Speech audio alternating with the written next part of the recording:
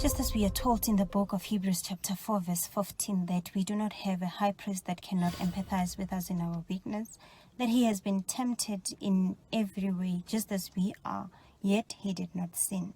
Reviewing the New Testament get us to look at the ministry of Jesus, and we are reminded of the many times he got tempted, yet he did not sin.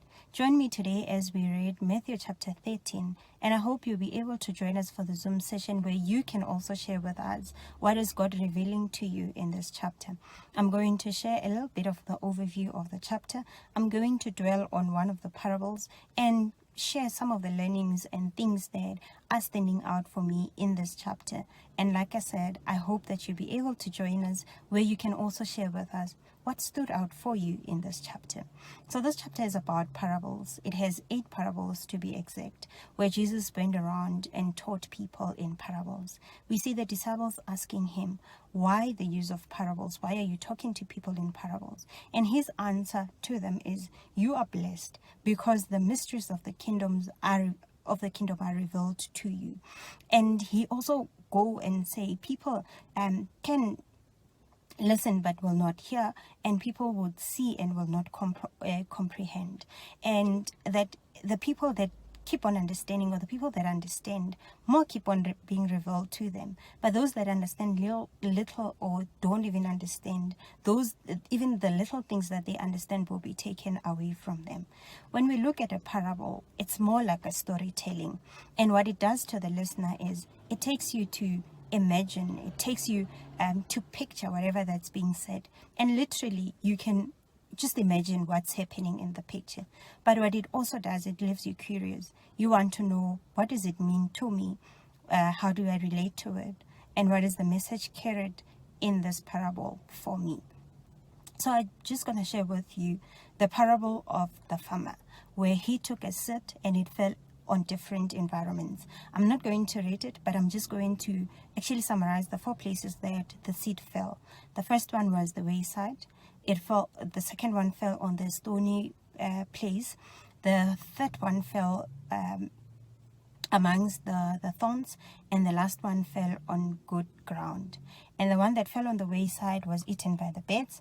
The one that fell on stony place, it sprang quickly, but because it didn't have roots, it eventually died. The one that fell among the thorns and weed also grew, but then it got choked by the thorns and weed, and it didn't survive. The one that fell on the good ground multiplied in 30s and 100s, or in 60s. What I'm taking out of this is, as we hear the word of God, we hear the same word. But what differentiates this, what the word can do in our lives, is the environment or the heart that received the word. It does not matter the seed, or the seed was actually the same seed that fell at the different places. But what differentiated what the seed can do was the ground that it fell from. So there's a need for us to cultivate our hearts and make sure that our hearts are ready to receive, that our hearts are ready to understand, and that we are centered so that the roots can go in and be grounded, and that we also check the environments that we are around, so that we are not choked by the environments, or the word is not choked by the environment that we find ourselves in. And even in the good, I like the fact that the multiplication of that seed, it's not just once, or we say one seed will multiply twice. There's some that will multiply 30 times, some will multiply 60 times, and some will even multiply 100 times. So the last piece that I wanted to actually share in this chapter, it's around where Jesus go to Nazareth and he was rejected. And maybe a word of encouragement to someone that also is seeking support around people around you, your friends and your family. And just as I opened with, Jesus empathized with us because he knows exactly, and he has been through the roads that he has walked. So he was rejected in Nazareth.